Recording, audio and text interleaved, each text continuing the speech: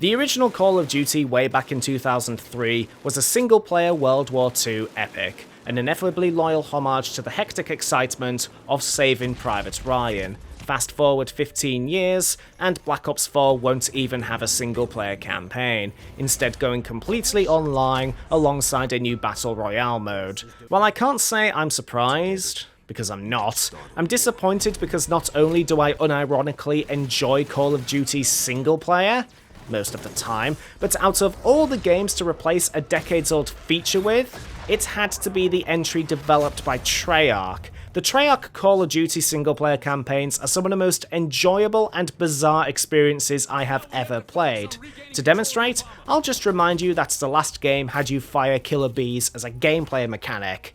I do expect Black Ops IV to be a decent package, because Treyarch are quite good in providing lots of content, but the discontinuation of the solo campaign makes me sad. It'll have the Battle Royale mode, the multiplayer mode, and the Zombies mode, so I'll still likely get it for that last feature, because regardless of the quality of the overall game, the Zombies mode in Infinite Warfare and World War II were the best part of both games. So that got me thinking, can you enjoy the Treyarch Zombies mode solo? Because at the moment there is a hint of single player in terms of zombies, but it's a bit unclear. Saying there's bots and single player challenges, like can you only do zombie solo if it's with bots or in a challenge mode? I'll find out when the game gets released, but in the meantime, I can only guess by looking at Treyarch's track record on the subject. But here's the thing, there isn't really a wider opinion on the matter, because why would you do such a mode solo?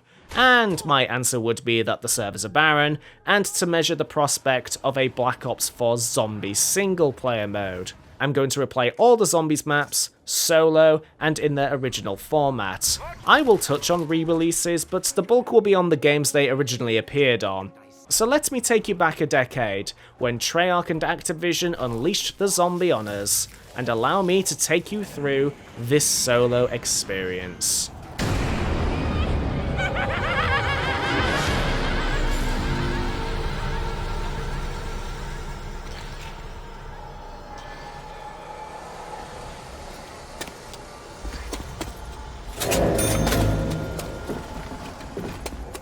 The Call of Duty Zombie Saga is a joke that saved a company. It was a mode that wasn't meant to be, and arguably shouldn't have made it past doodles at the drawing board stage. It was originally made by a bunch of programmers on the company's time, without authorization from anyone, and it somehow created a decade-old feature pillar that took 6 years to latch onto the two other core development companies of the franchise. Treyarch's former studio head, now chairman, Mark Lamia, has gone on record to say that it shouldn't exist. As he tells it, development of Call of Duty World at War was a difficult process. Having come out of the hell that was Call of Duty III, which was developed in the span of 9 months, they were given a 2-year development schedule for World at War. They were struggling to find their voice, as he says, and that they wanted World at War to be a turning point. The second of those 2 years were very difficult. They were still getting used to new technology, having swapped their proprietary engine for the now standard IW engine used for all future entries. They were behind schedule, crunching like crazy, and to make the stress worse,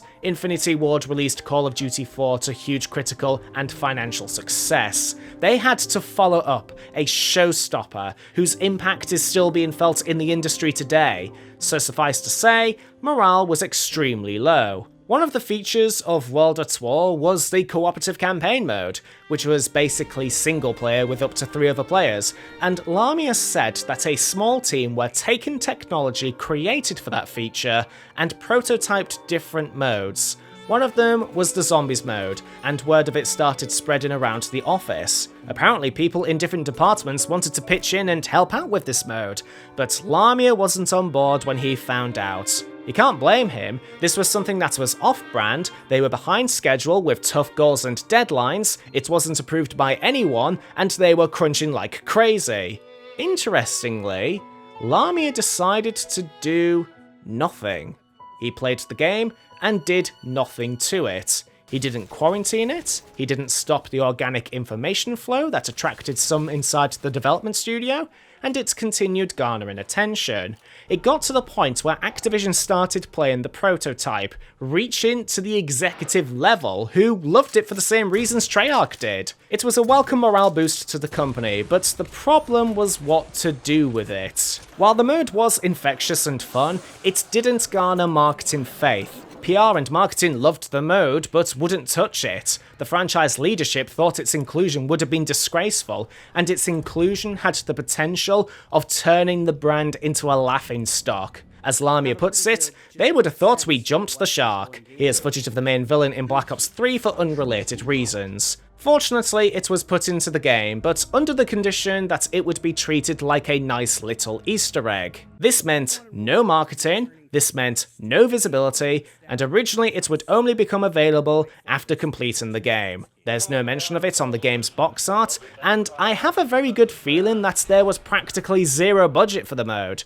And the reason why I say that is because Nacht der Untoten is rough. It plays and feels like an updated prototype that used the assets that were already made, with the exception of the zombies design and some sound assets that could have been made in a day. The map itself isn't an original zombies map creation, but is instead a reused and slightly redesigned portion of the multiplayer map Airfield. No voice actors spouting dialogue, no little girls taunting you, no power, no ability drinks, just you, 3 rooms, and a mystery box. Sessions on average would be between 10 to 20 minutes, averaging about 13 rounds. I remember my time on this map fondly with friends, but as a solo experience, it hasn't aged as well as my personal stories linked with it. The problems with this map can be boiled down to the fact that the environment wasn't designed with a zombie mode in mind.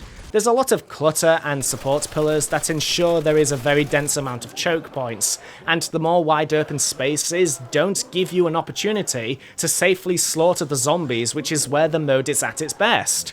Sure, awareness contributes to the mode's enjoyment, but in this map, it goes straight into twitchy territory and doesn't really allow some moments where you can be relatively calm. Don't get me wrong, I enjoyed my time on this map, both in the past and during my solo revisit, but its origins as a rogue, fun project are clear as daylight. There's a reason why the random weapon box is in the mode. It's to inject some much needed dynamism into this Easter egg, and I'd argue it's the reason why the mode persisted long enough to greenlight additional maps. It plays to the brain's dopamine reaction while attaching it to something tense and mechanically satisfying, while not being sinister. The simple dynamic element from the box alone is a game design technique that can be found in multiple games, from loot-oriented RPGs like Destiny and Diablo, to, a much more depressing degree, the loot box systems we see a lot of today. I did enjoy my time on here, but it felt very much like a prototype, with the power-up countdowns to the very simple design of it all. It was fun, but it was missing something, due to the fact that this mode has to follow a different set of design rules to the multiplayer rules firmly established by the franchise. But the morale boost and cash injection was enough to start polishing on something very, very rough that could possibly eclipse the multiplayer mode.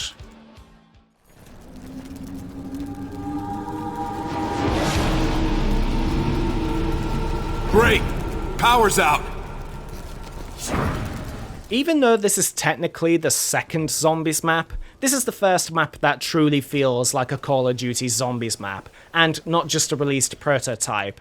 Verruckt was released in March of 2009, and considering the Call of Duty 4 map pack was arguably the most successful DLC of its time, it was nice to see that Activision had some faith in what was an Easter egg. A patch made the mode available without needing to complete the campaign, and of the 2 trailers released for Map Pack 1, Verruckt appeared in one of them and completely occupied the other, and to keep the mode fresh and not just a rehash of what's worked before, there were some changes that stuck and eventually became a core part of the mode. The most obvious change was the size of the map. Nacht der Untoten had 3 rooms, Verruckt had 8. Nacht der Untoten had a lot of clutter, Verruckt had some obvious choke points, and some nice wide open spaces. Verruckt also cleaned up some things, like the user interface, with power-ups no longer being a bunch of text, but instead an easily identifiable icon, and of course, the power-ups that would be in every zombie map going forward. There are a lot of things in this map that defined the entire mode: huge maps, traps you'll never use except maybe 1 or 2 times personally, and a lot more emphasis on herding zombies together for a quick burst of pure slaughter. Sessions started to last longer, and electricity was introduced that would be present in a good chunk of maps going forward. This is when the mode went from entertaining and started to ascend to greatness, and to add to it, more dynamism was added in the form of, once again, the random weapon box. Not content to spend hours giving you crap that you don't want, like double-barreled shotguns and semi-automatic rifles you get at the start of a session, now it has to giggle at you while it moves elsewhere. Despite my complaints about the damn box, which meant I didn't get the ray gun until Riese, the minor change in which the box will go to another section of the map after several purchases meant that players needed to change their strategy if they become dependent on it. Also, the Coca-Cola machines was a masterstroke of design, adding an additional optional objective if you have any intention of having a long, singular session, and all 4 of them would appear in future maps in some way. Speed Cola increases your reload speed, which is great for someone like me who has an affinity to light machine guns. Double Tap Root Beer increases your fire rate, which is great for me for the same reason. Juggernog, which increases your maximum health and is surprisingly not the most expensive perk you can buy. And Quick Revive, which does nothing at all. It was very clear that Verruckt was primarily built as a multiplayer experience, and as a result, Treyarch seemingly didn't know what to do with Quick Revive for single player sessions, so just kept it in without any modifications. If you buy it, congratulations, you just wasted 1500 points on nothing.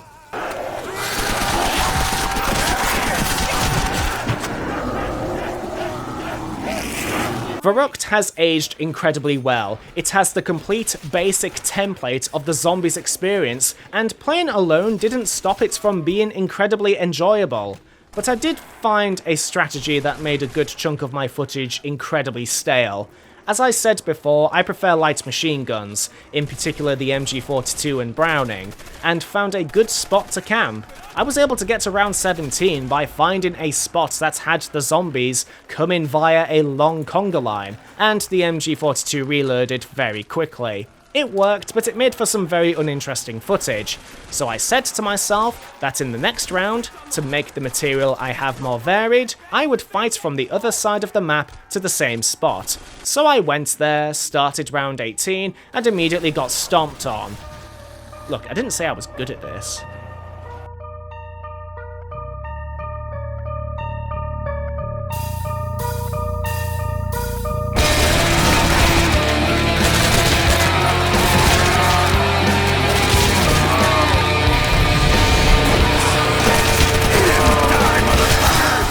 Okay, now we're getting into some really good maps. I've previously said that the mode felt like Activision wasn't completely behind it. If you want a point in time where I can confidently say they gave Treyarch their full faith, Shi No Numa is it. It was at the forefront of their marketing. It has arguably the best zombies trailer in the company's history, and they hired voice actors to voice the mode for the next decade. Fred Tatasciore, Tom Kane, Steve Blum, and Nolan North voice 4 distinct and recognizable characters, and Treyarch kept on expanding and experimenting with the mode to create arguably the first entry in the zombie mode's golden age. The timing of the release was an interesting one. World at War's multiplayer had lost steam, everyone was going back to Call of Duty 4, but the mode was still popular enough that a sizable chunk of people, myself included, spent money on entire map packs just for one map in particular. The amount of rooms available in comparison to Verruckt was more or less the same, but the sheer size of them made this arguably the largest zombie map at the time. I remembered everything quite vividly. I even attempted to replicate an old glitch that would allow me to hold 3 weapons, and it has aged like fine wine. Hated the lack of real wide open spaces, and found a camping spot? Say hello to wide open spaces with multiple pathways, and allow me to introduce you to the Hellhounds. The zombie mode is not shy of experimenting with new things. Verruckt introduced us to traps, perks, and power. Shi No Numa introduces us to the Hellhounds, who will appear in some form or another in almost every other zombie map. These guys spawn and instantly start charging towards you, and their subsequent encounters demand that you run for the hills and try your damnedest to stop them. It near single-handedly ended camping tactics and spiced up sessions since you didn't know precisely when they would appear to get you. Another thing I quite liked, that sadly didn't make it into future installments, were random cola machines. You open a door, and you better pray it isn't the quick revive, otherwise you're going to have a wonderful journey through the swamps. It's a wonderfully designed map, and wonderfully balanced with no safe gathering points. I do have a criticism, and that is that the big and entertaining traps seemed a bit rubbish in execution, but it is otherwise a near flawless map. I thoroughly loved playing this, and it is a perfect template on how to design a horde mode map. This map solidified zombies as a must-have feature, and it was clear that going forward, we were going to get pure gold.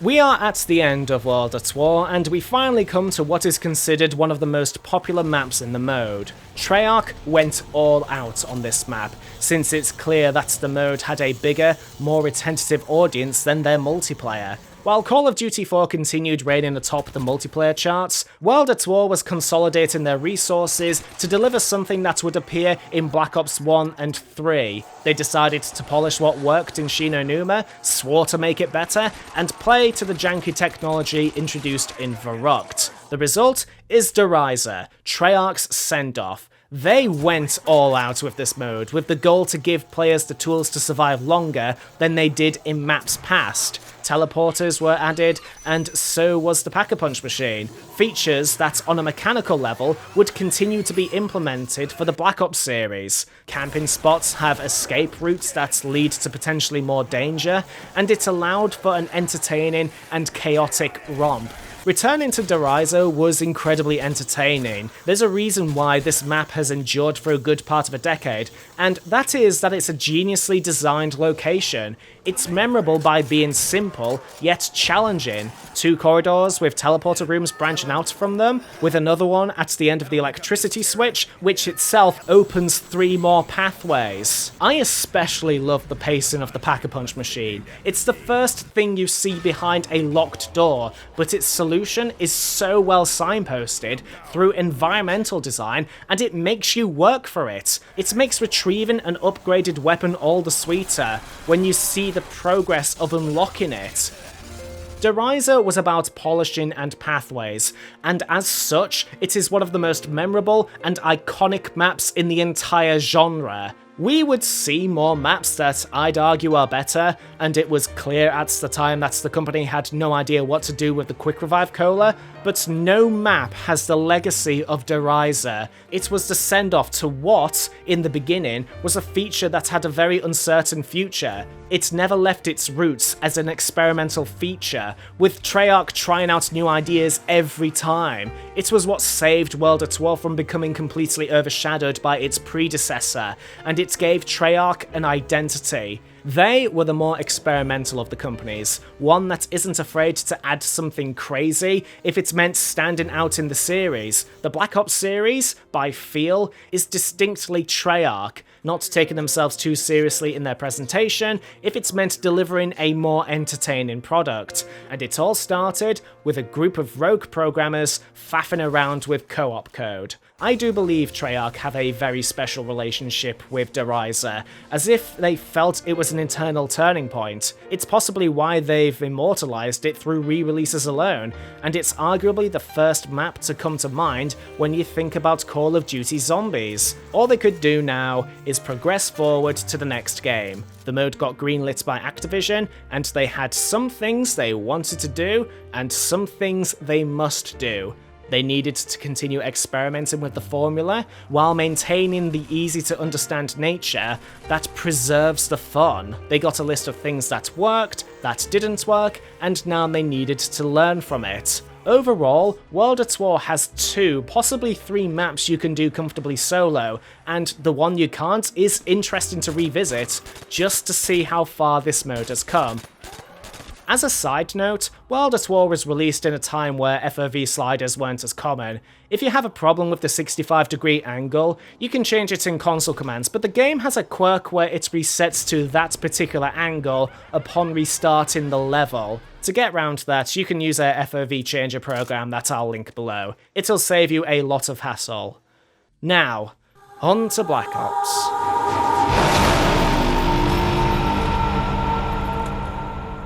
My current Zombies record is about round 35 on the Xbox 360 version of Kino der Toten Solo, and replaying it on PC has made me wonder, how the hell did I achieve it?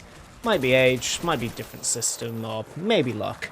Regardless, I have some fond memories of this map, and it's a wonderful introduction to Black Ops' interpretation of the mode. Unlike Nacht der Untoten, this map was available from day one without any restrictions, and has included a lot of things World at War got right. The map was large and simple in layout, like the previous ones, the pack-a-punch machine requires some effort and intuition to get to, and unlike other zombie maps, I actually used one of the traps on a consistent basis. There's a new Coca-Cola too, Mule Kick, which is an odd name for an upgrade that allows you to hold a third weapon, and since you can't hold more than 4 perks, your choices come with a degree of strategy, until you use up your third Quick Revive Cola. Oh yeah, they finally decided what to do with Quick Revive for the solo experience. Whereas other maps charged you 1500 points for literally nothing, from Black Ops going forward, the Quick Revive is simply 500 points and appears in the spawn room fairly consistently. Drinking it basically gives you an extra life. When you lose all your health, you go down for a few seconds, then get right back up whilst losing all previously acquired perks, and lose 1 weapon if you were unlucky enough to purchase Mule Kick and an extra gun. The map design kind of reminds me of Verruckt and Riese in some way. 2 floors, 2 pathways, except now we have a nice central way that unlocks a possible pathway that you can use to slaughter your zombie cattle. The areas you can unlock are decently sized, and there's 4 notable choke points that sadly make one path more optimal than the other. But as a first map, it serves as an excellent introduction for those who didn't play World at War. Remember, Black Ops was the largest entertainment launch in history at the time, and the sales leap from World at War to Black Ops is staggering. Black Ops sold double of what World at War achieved on consoles alone, which personally I didn't expect, and I don't think Treyarch did either.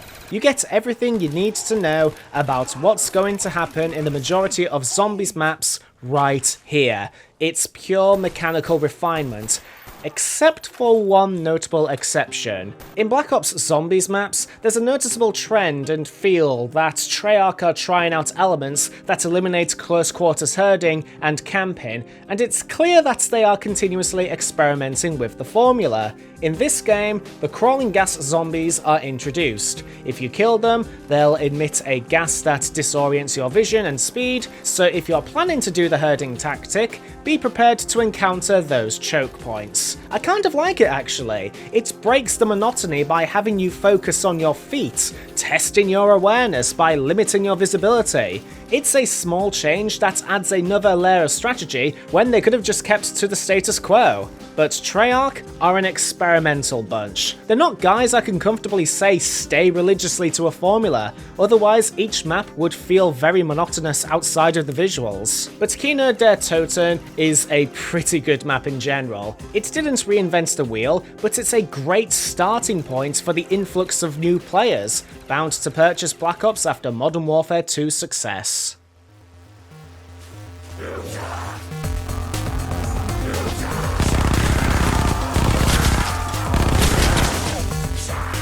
This might not be what you were expecting. The original Zombies mode was born out of some people toying with code. It didn't tamper with the main mechanics too much, and was ultimately a successful branch of the franchise. Dead Ops is a strange addition. Black Ops was already a pretty good package, with arguably the most creative creator class process in the series, a theatre mode that was a staple of the Halo franchise, and a campaign that was shamefully entertaining. Dead Ops is pretty much a strange, yet intriguing cherry on the cake.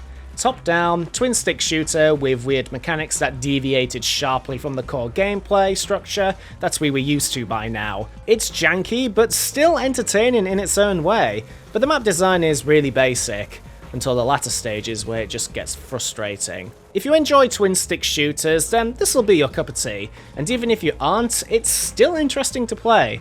Plus the soundtrack kicks some serious ass.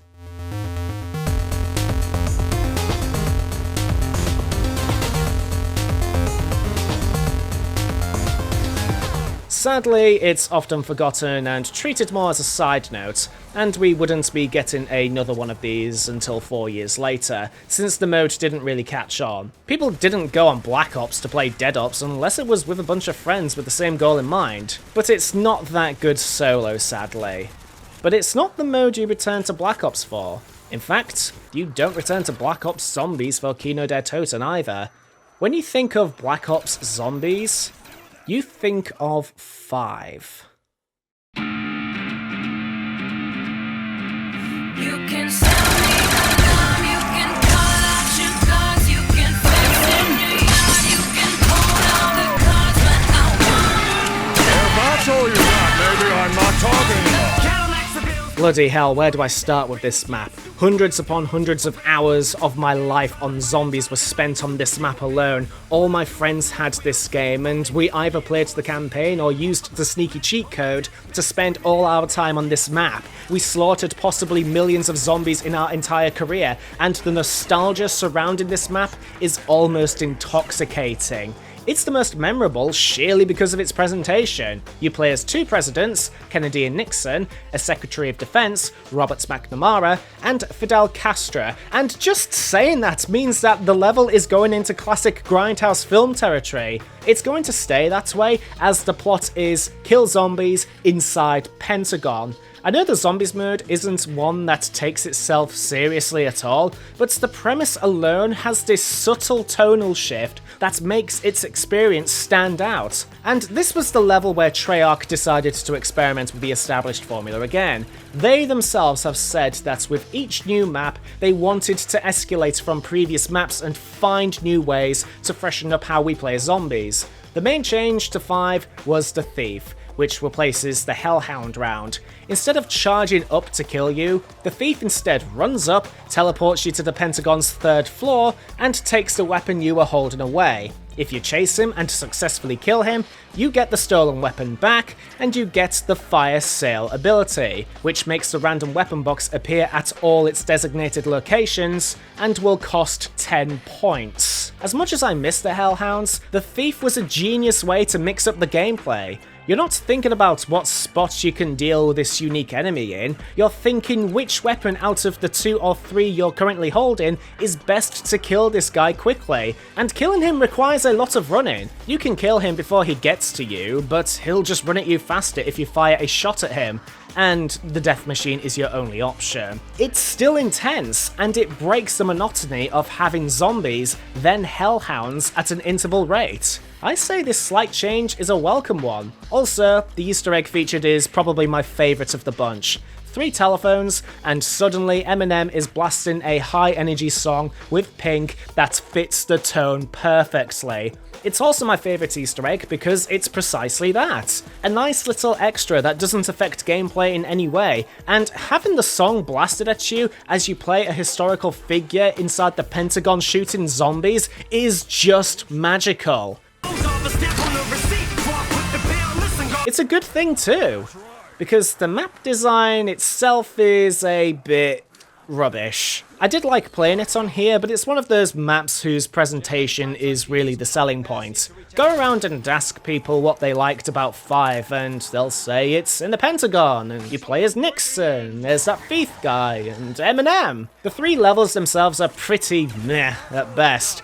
You'll be spending all your time on the main floor because it's the only one that'll give you a chance at killing zombies, because the first level is too narrow, and the 3rd floor is a complete death trap. There's too many narrow corridors and doorways, so if you head towards one and a zombie just happens to come around the corner, kiss that quick revive drink goodbye. There's lifts, which is a neat idea, and it's going to be a basic concept Treyarch will eventually return to. If you play on your own, it's an okay experience, with Eminem being the highlight of the whole thing, but it's a style versus substance argument, and that euphoria the Easter egg gives you leaves what comes after with a strange sense of emptiness.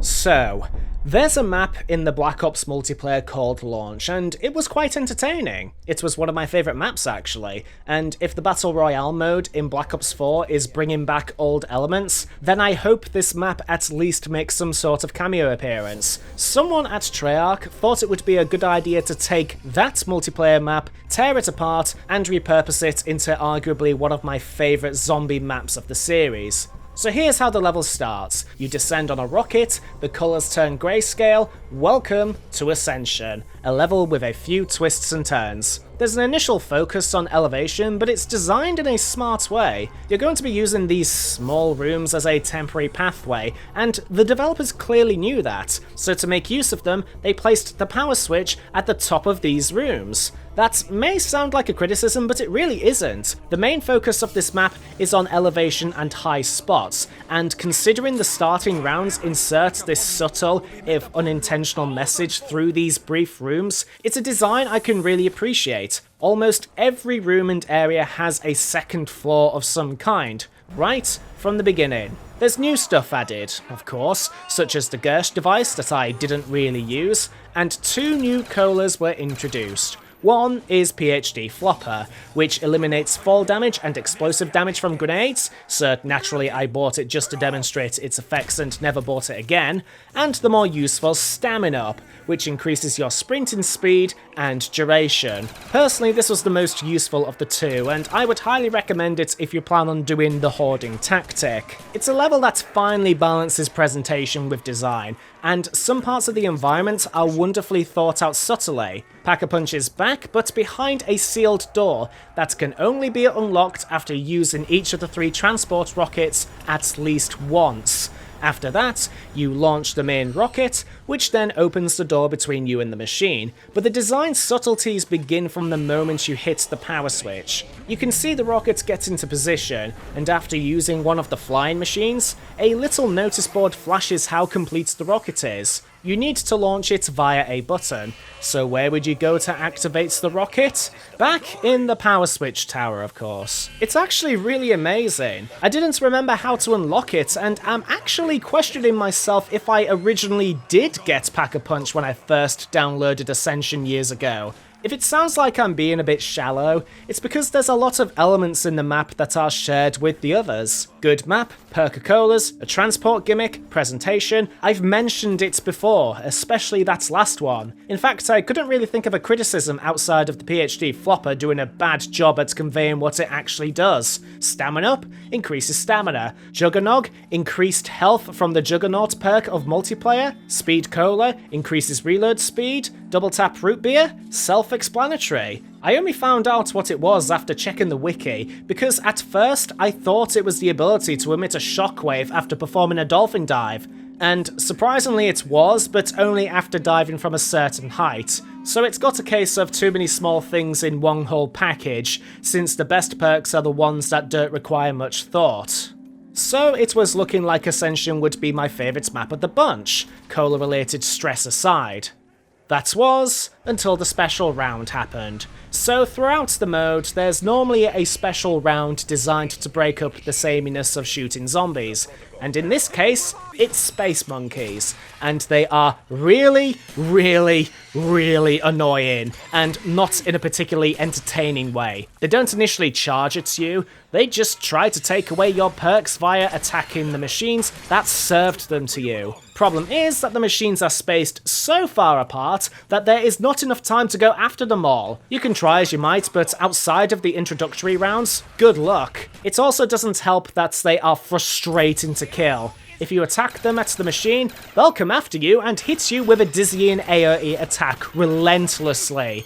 And because they are so small and scurry around on the floor, it means shooting them dead becomes a chore, especially in the latter rounds. The best tactic is to use the zombie rounds to hoard as many points as you can, and when the monkeys arrive, just camp outside of Quick Revive. You see, if they take your perk away and you kill them, you don't get that perk back, and if one of those perks is Quick Revive, too bad. The game only gives you 3 bottles before it teleports away, so you can lose 2 quick revives to the monkeys, and upon purchasing your 3rd, off it goes. And when it does, your best garden mule kick, since it's the most expensive and one of the most useful perks in the game. It's a giant blemish that is not optimised for the solo experience, and I know this because I honestly did try to save all the perks, but it was not meant to be. It's a shame, because Ascension is a joyous map to be in, smartly designed, great aesthetic, and a great journey to the Pack-a-Punch machine. It's just sad that it becomes tedious in a nanosecond, at the sound of re-entry.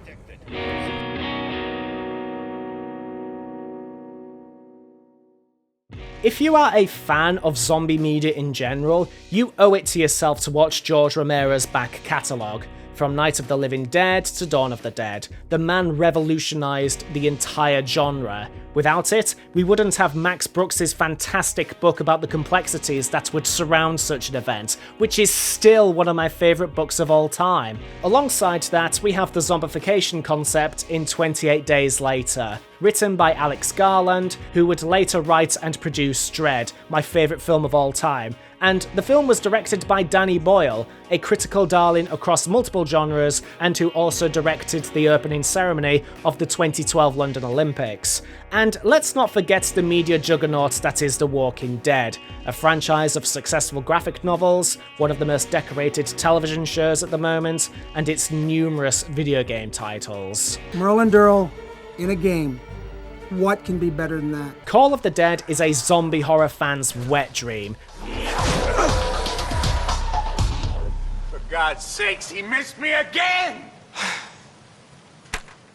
This is another style versus substance map, but the sheer amount of genre fan service is euphoric. It has dry comedy, it has past and modern day genre icons, and George Romero portraying the central gimmick of a zombified film director wielding a mangled spotlight to devastating effect.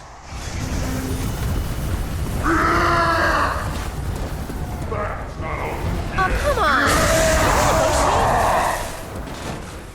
I think this map is pretty damn cool, even when not factoring in the fan service. It's an Arctic adventure separated into 2 distinct halves, Ice Outpost and the Shipwreck, and both can be accessed by land or by air. Ziplines can be used by yourself, zombies, and Romero. There's no special round since you are stalked constantly by Romero, forcing you to adapt your hoarding and camping tactics. There are spots which I feel are pretty poorly thought out, like the lighthouse's main staircase, which is so thin that you better count your blessings there isn't a zombie halfway up. But it's a bit like Ascension in that you only go up it for one purpose and are likely to never go through it for the rest of the session. Oh, and there's a new Perca-Cola, Deadshot Daiquiri. Daiquiri. Drink it, and it increases your hip-fire accuracy, which may sound useless, but it really isn't. I found it more beneficial to spray and pray towards large groups, since aiming down sights slows you down. The big gimmick, aside from the presentation, is Romero himself. No matter where you go, he will follow via the same paths as the zombies, only much, much slower. There's also fog that comes in every now and then, but it's not really a big cataclysmic event like the special rounds of previous levels. It doesn't change much, except your visibility a fair amount. Really, the big criticism I have is over the Pack-a-Punch. I've mentioned many times before that getting the Pack-a-Punch requires work. Riese demanded you link the teleporters, Kino der Totem wanted you to connect the teleporter every time you wanted to gain access, 5, which I forgot to mention before, wanted you to flip several switches that'll allow you to use it for a set amount of time, and I've already gone into detail in how to get it in Ascension. In Call of the Dead, just wait. That's all you do. At some point Red Thunder will crack and you just have to look at the lighthouse to find which body of freezing water you need to jump into. The only work required is that you need to unlock the door to it, and even then one of the possible locations is the spawn area. This was also the first map where the Easter egg had a bit more of a prominent feature. Fortunately, you can skip it, but it's a bit hard to ignore its possible existence, especially if you are familiar with the reoccurring characters in the series. The Easter egg started to get a bit more confusing to achieve without a guide at this point, and Call of the Dead is a great example of that shift. Fuse? Fine, if a little difficult to find initially. Destroying the security systems? Hard to find, but at least I knew what to do and how. Retrieving the weird rod? Okay, now it gets a little difficult to follow. You have to fiddle with the boat's steering wheel and levers, then a submarine appears, then you need to get this weird weapon that turns a zombie back into a human, then you have to kill him before he reaches the top of the lighthouse. Soon after, you get the rod. Fortunately, this is something that can be ignored, and your reward for completing it is just an achievement and the Wunderwaffe, which may sound like something hugely beneficial until you realise you cannot switch weapons, and after using all the ammo, you don't get the Wunderwaffe back. But after a lot of time without the weapon in the previous maps, you learn that it's best to find a basic weapon on the wall and rely on it. In this map, I learned that the MP5 without being upgraded was surprisingly effective in the later rounds.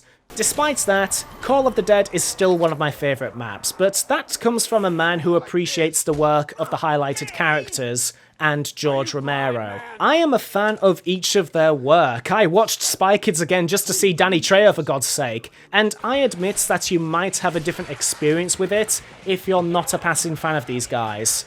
George Romero sadly passed away last year, and as weird as it sounds, it makes his appearance in this mode all the sweeter. I'm really happy that he has at least one appearance in the mode that saved Treyarch's image and wouldn't have existed without him.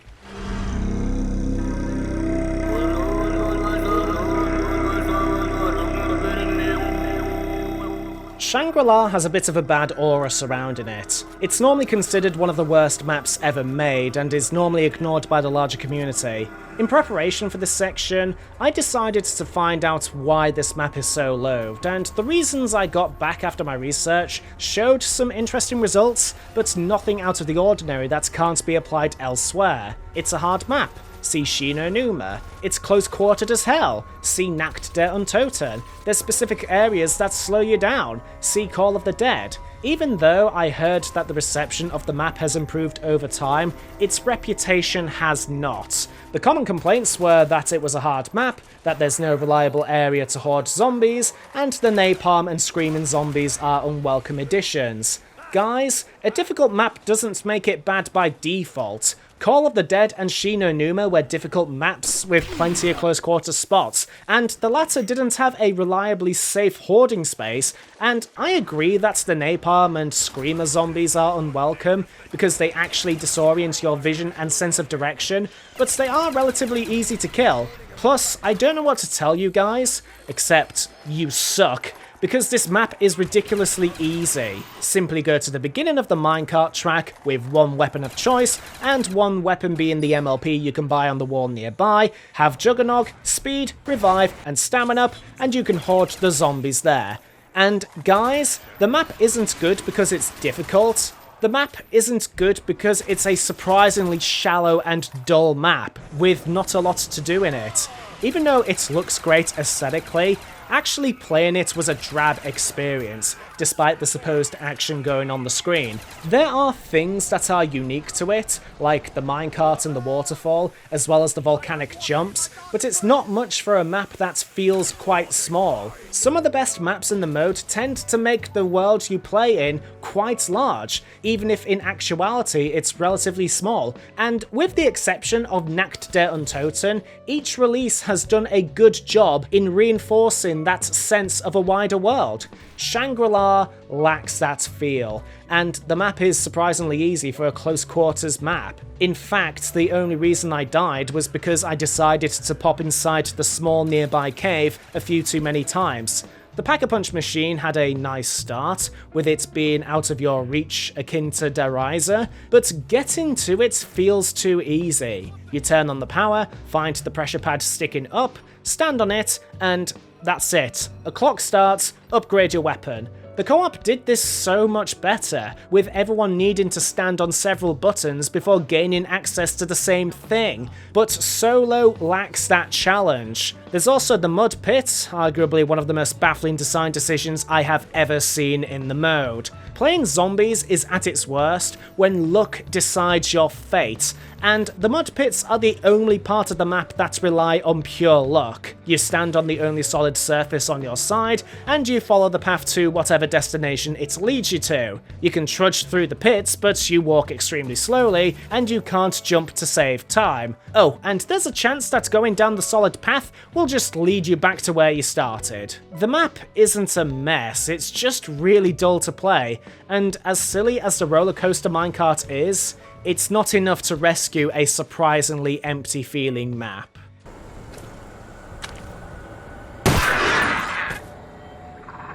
Despite the reception of Shangri-La, both at the time and in retrospect, there was still enough interest in the mode to dedicate an entire map pack to it. 5 maps were released, and 4 of them were the World at War maps, with some minor changes. All the maps received Mule Kick, Verruckt has you spawn in the right room instead of the left, the Hellhounds in Shi No Numa don't instantly sprint towards you, but instead go on their patrol speed like in Riese, the random box has Black Ops weapons instead, and mercifully, the quick revive drink is actually useful. It was a minor update with some changes that made sense, but I said that there were 5 maps in the Resurrection Pack.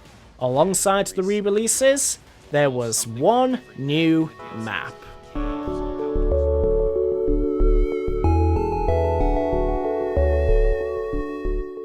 Moon is canonically the last of the maps despite the menu order, and as the grand finale for Black Ops Zombies, Treyarch decided to go all out by experimenting with oxygen, zero gravity, and having it take place on Area 51 and the Moon. Treyarch themselves called it a season finale. It was hotly anticipated, and it was available for free for those who got the game's special editions, since theirs came with the remastered maps at launch. There's a sense of change with Moon, and I did enjoy it, but there's no way you can play it properly without recognising the Easter egg that is at its core. One of the big problems with Shangri-La is that while there were things I thought were neat, its design exists solely for the purposes of the Easter egg and co-op. As such, there wasn't much to do in that map solo, and Moon has sort of the same problem. Its Easter egg is primarily co-op, but there's an obscene amount of busy work solo.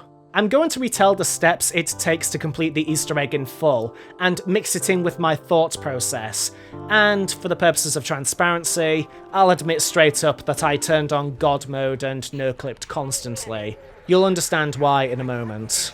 First step, turn on the power. This is where you'll start figuring out some quirks of Moon that I thought were thematically cool. I was on board with us being shown the Pack-a-Punch straight away, but wasn't on board with Speed Cola and Juggernog only being available in this area, and their appearance is also randomized. It's not a Shi No Numa situation where when it appears it'll stay there until the end of the session. In this case, the coin flip happens every time you enter Area 51, and it can get frustrating. There's a lot of things you need to know before entering Moon, like you need to put on a helmet instantly, and the zero gravity sections do take some getting used to. So you fight through the corridors, turn on the power, and you are ready to begin your Easter egg journey. Second step, run back outside and take part in a game of Simon. This was the moment where I was originally weirded out because you're not directed to these computer panels. Whereas Ascension's transport system activation was required to get Pack-a-Punch, the transport system were core features of the map and played into the survival aspect of the mode. The Simon machine appears one at a time, and it's a matter of ensuring you have enough space between you and the nearest zombie to complete it. Step 3. Hack security. So beyond the cool looking pyramid is a laboratory, and you need to hack the 4 panels on the wall. You do this by finding a small gadget somewhere in the area, hack one of the panels for 500 points, then run around the room to hack 4 different panels in 60 seconds. Now we're entering absurd territory. Step 4. Wait for the digger to breach a specific tunnel. If you're fortunate enough, this'll already be done, but that means you can't go through that particular tunnel until you stop it from digging. You do this by going back to the arrival room and hacking a panel, and it's at that point that you'll realise that the hacking gadget replaces your helmet that you need to stay in the vacuum of space for a good degree of time. So you'll sprint over there, hack the appropriate console, and put your helmet back on. Now, I'm all for dynamism, and having the digger potentially block paths until you rectify it is a neat idea that I'd totally be on board with, if it wasn't for this little gadget. This thing actually disrupts gameplay while adding precisely nothing but tedium. Sure, it's useful at the Pack-a-Punch machine where it raises gates to keep the zombies out, but you can only do that once per game. You can open doors cheaply, but it takes over 30 seconds. That is a one-sided trade-off that's incredibly frustrating. And it gets a lot worse. Step 5. Escort the ball. Fortunately, this thing doesn't have health, but the step itself highlights the biggest flaw of the process. Shoot the ball, follow it, shoot it again when it stops, and continue until the ball itself sits on a satellite dish. You need to get it down, but can you guess how?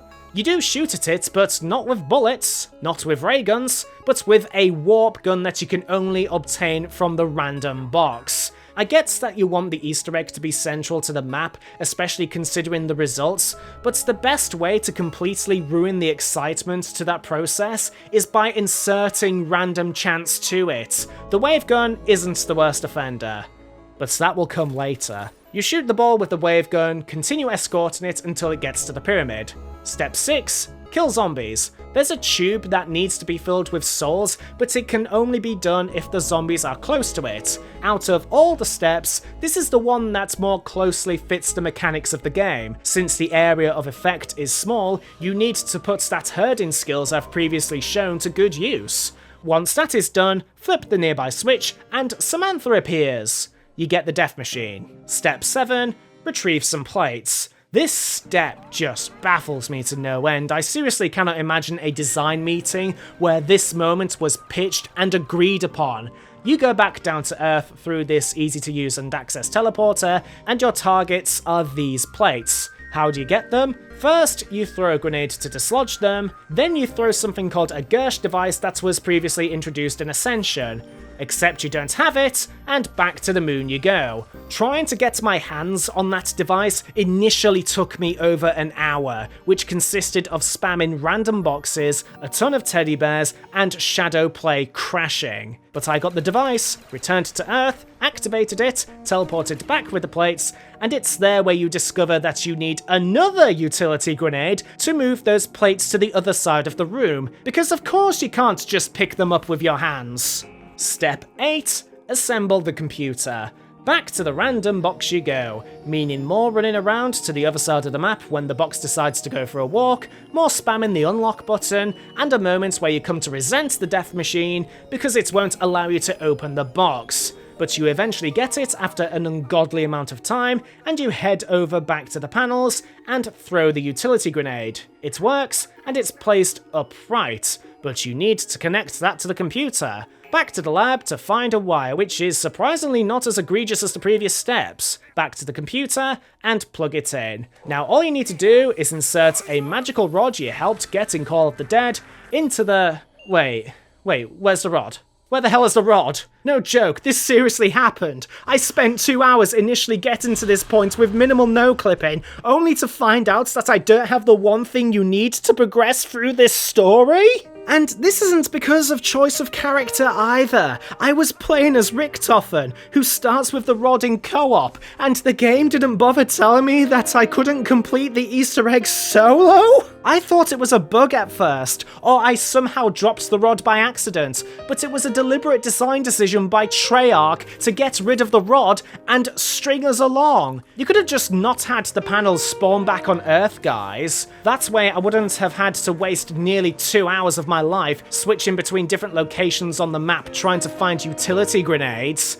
I was shattered at this point, but I wasn't gonna let this game beat me. So I got a handy little mod that did one thing, and that was give Richthofen the rod. I had to restart the game several times before I played as the character, and even then I had to redo the whole process. I did have a good amount of luck obtaining the items needed, but it was still a slog. Switch, Simon, panels, digger, egg, warp gun, kill, switch, random boxes, retrieve panels, random boxes, transfer the panels, wire, computer, and finally, I inserted the rod.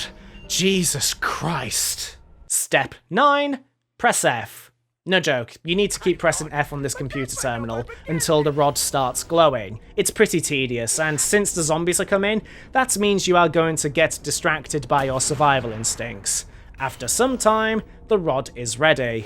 Step 10, kill more zombies. Again, like before, this is a nice step since it challenges your ability to hoard zombies. This time you need to do it to 4 tubes. Once done, place the rod onto the panel, and you get all the perks in the game except Quick Revive because Treyarch likely anticipated us modding the game to get past their progress wall.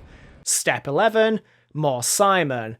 This is the first time you actually get some explicit instructions that are understandable. Throw the QED on the panel and the orb should be gone. Go back outside and play a long game of Simon. Step 12, transport the orb. Hello again, random weapon box. Great to see you again. Get the Gersh device, throw it on the orb, the missiles behind you launch, congratulations, you destroyed the Earth, and completed the Easter egg solo.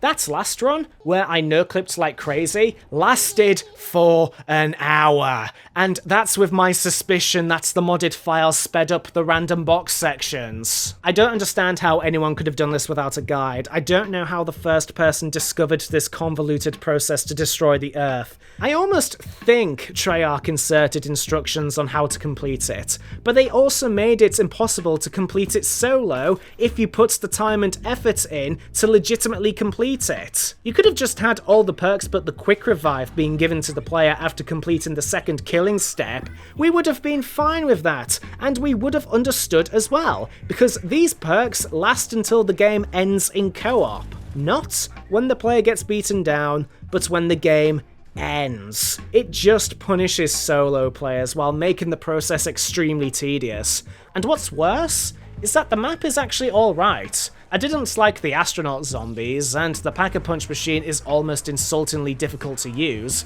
but there's some good ideas here, like the fact you can accidentally blow open an entire compartment if you use explosives or the ray gun too much. Zero gravity is both tense and fun, the jumping pads are shamefully entertaining, and the general layout is complex without going insane. There's about 11 areas in the map, and each one has something unique about them, whether it be the biodome, the laboratories, or any of the outdoor sections. Unfortunately, it's bogged down by the fact that the level was clearly designed around the Easter egg, and neglected to convey how to complete it through the mechanics of the game. I did enjoy it while I was taking it on as a zombies game, but its core reasoning for existing and amount of hassle just left me exhausted. It's not a journey I recommend you take solo, and as a zombie map, it's alright.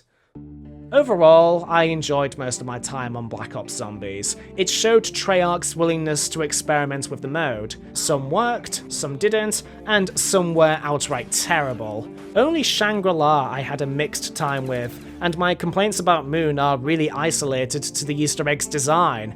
Black Ops marked arguably the peak of the golden age of zombies, with great locations, great design, cool presentation, and an open willingness to make each one distinct in some way. I say this now because the mode didn't get much better than this.